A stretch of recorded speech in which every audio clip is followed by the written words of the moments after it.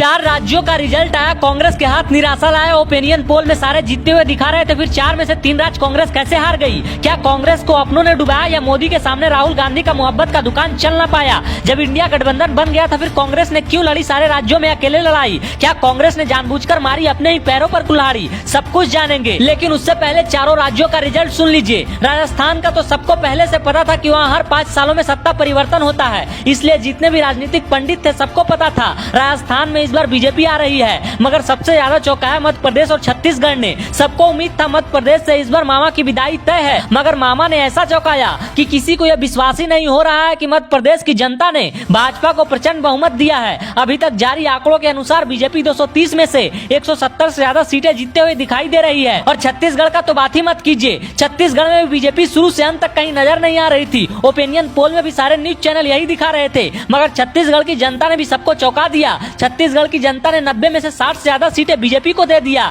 ये एक तरीके से अजूबा ही हो गया, क्योंकि पूरी चुनाव बीजेपी कांग्रेस के आसपास भी नजर नहीं आ रही थी। हालांकि एक राज्य में कांग्रेस को जरूर राहत मिली। तेलंगाना के लोगों ने इस बार बीआरएस को छोड़कर कांग्रेस पर भरोसा जताया। कांग्रेस को तेलंगाना के लोगों ने 110 में से 70 से ज्यादा सीट जिताया। अब एक बार ये समझते हैं कि आखिर मध्य प्रदेश और छत्तीसगढ़ में ऐसा क्या हुआ कि कांग्रेस इतनी बुरी तरीके से हार गई। तो सुनिए, इन राज्यों में जब चुनाव की तारीखों का ऐलान भी नहीं हुआ था, उससे पहले ही 26 विपक्षी पार्टियों ने मिलकर इंडिया गठबंधन बनाई थी। इस गठबंधन में कांग्रेस बड़े भाई की भूमिका में थी। जब यह गठबंधन बनी थी तब देश भर में चर्चा थी कि इंडिया गठबंधन इस बार एनडीए को रोक देगा, और उसका वाजिब कारण भी था। इस गठबंधन में बीजेपी को छोड़कर देश की जितनी भी बड़ी राजनीतिक पार्टियां हैं सारी शामिल थी। लेकिन जब इन 4 राज्यों में चुनाव की तारीखों का ऐलान हुआ तो कांग्रेस ने इंडिया गठबंधन छोड़कर अकेले ही सारे राज्यों में चुनाव लड़ने का फैसला किया। अखिलेश यादव से लेकर जयंत चौधरी तक बार बार कांग्रेस को ये बता रहे थे कि ये कदम आत्मघाती साबित होगा, मध्य प्रदेश और राजस्थान में हमको भी साथ रख लो। मगर कांग्रेस नहीं मानी, या यूं कहे कमलनाथ के आगे कांग्रेस के हाईकमान ने घुटने टेक दिए, जिसका नतीजा ये हुआ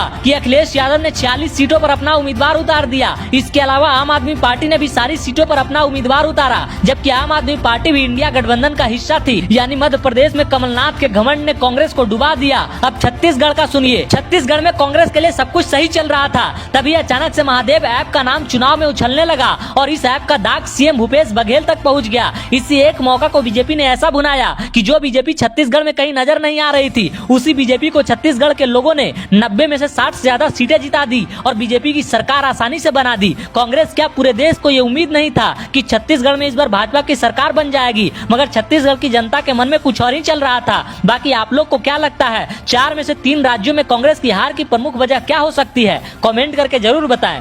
न्यूज इनसाइड।